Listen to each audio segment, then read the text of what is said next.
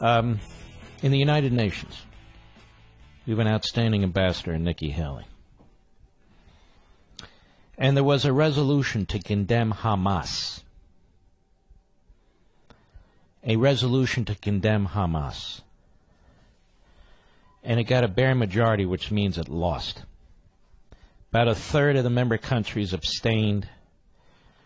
A majority of like 2 supported it, and the vast majority, and then the rest opposed it.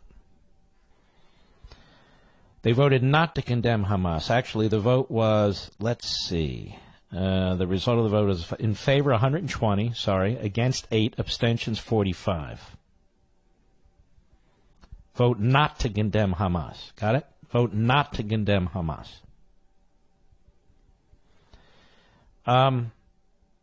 Nikki Haley at the UN yesterday, she had this to say. Cut 13, Mr. Producer, go. The nature of this resolution clearly demonstrates that politics is driving the day. It is totally one-sided.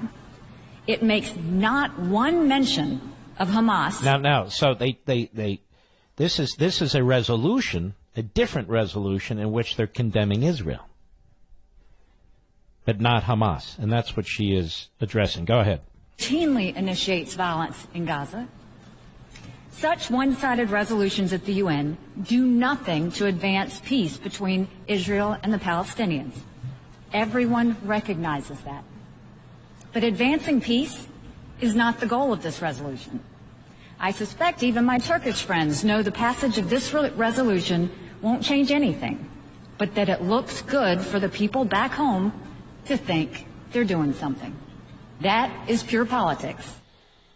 So now she introduces an amendment, an amendment to condemn Hamas. Here she is again. Cut 14, go. Our amendment rightly condemns Hamas's indiscriminate firing of rockets into Israeli civilian communities.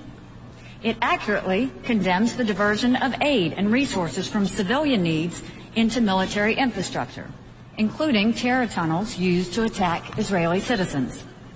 It justly expresses our grave concerns about damage done to border crossings that are hindering the delivery of desperately needed food and fuel to the people of Gaza.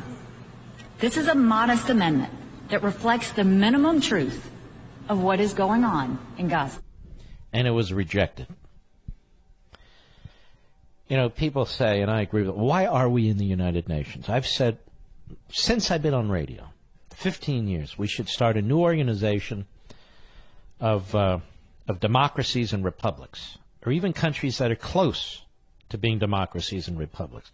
This is a fraudulent entity, an absolutely fraudulent entity.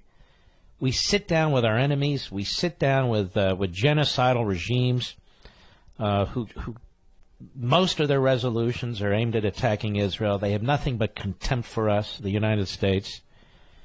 We make no progress here. I don't even understand its purpose anymore. It certainly isn't peace and understanding and communication.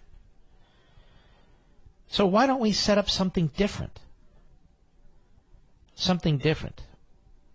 A union of Republican and Democratic institutions, and I mean those lowercase r, lowercase d.